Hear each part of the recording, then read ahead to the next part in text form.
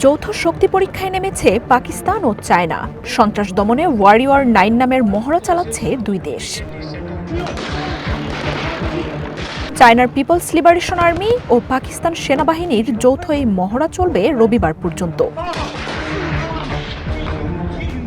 বৃহস্পতিবার মহড়া দেখতে যান পাকিস্তানে চায়নার রাষ্ট্রদূত এবং পাকিস্তানের চিফ অব জেনারেল স্টাফ। দেশটির আইএসপিআর জানিয়েছে, আন্তঃকার্যক্ষমতা বৃদ্ধি এবং সামরিক সহায়তা বাড়ানোর লক্ষ্যে একসাথে কাজ করছে দুই দেশ। শান্তি ও স্থিতিশীলতা রক্ষায় একযোগে কাজ করে যাওয়ার ঘোষণাও দিয়েছে ইসলামাবাদ, বেইজিং। চায়নার সামরিক সরঞ্জাম আমদানি ও ব্যবহারে পাকিস্তান অন্যতম। ভারতকে চাপে রাখতে নিয়মিত নানা সামরিক মহড়ায় অংশ নেয় দেশ দুটি।